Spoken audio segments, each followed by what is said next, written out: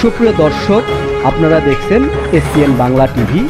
দেখুন ও সাবস্ক্রাইব করুন SPN Bangla TV, দেশ ও মানুষের কথা। এবারে সংগ্রাম স্বাধীনতার সংগ্রাম, এবারে সংগ্রাম মুক্তির সংগ্রাম, কিন্তু প্রকৃতপক্ষে সেটা কিন্তু স্বাধীনতা ডিক্লেয়ার করা না, যেটা পরবর্তী সময়ে আওয়ামী বাকশালীরা বিভিন্নভাবে বলার চেষ্টা করেছে যে সেদিন তিনি স্বাধীনতার ঘোষণা দিয়েছিলেন।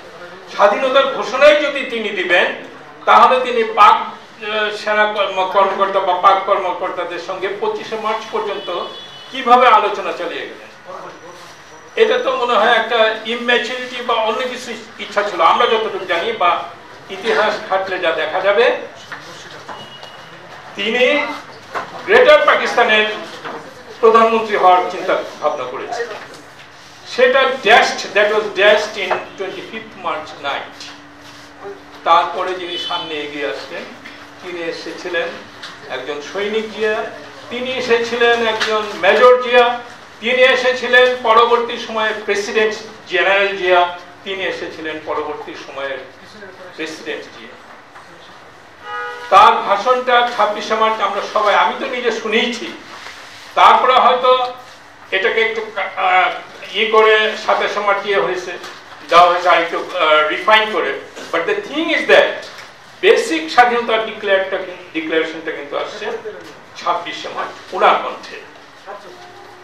তার পরবর্তী সময়ে আমরা দেখলাম ওনার কণ্ঠে হওয়ার পরে তারপরে বাঙালি অকুতোভয় ভাবে মাঠে নেমে এসেছে।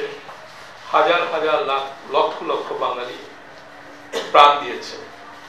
এখন আজকে স্বাধীনতার 53 বছর পরেও আমরা যে জিনিসটা লক্ষ্য করছি সেটা হচ্ছে ওই সময়ে যে চিন্তা ভাবনা নিয়ে বা যে স্বপ্ন আশা আকাঙ্ক্ষা নিয়ে স্বাধীন হয়েছিল সেটা বাস্তবায়ন হয় নাই। আমরা গত 5ই আগস্ট সেজন্য আমাদের প্রয়োজন পড়েছিল দ্বিতীয় স্বাধীনতা, বাট দ্বিতীয় স্বাধীনতা কিন্তু প্রথম স্বাধীনতাকে রিপ্লেস করে না।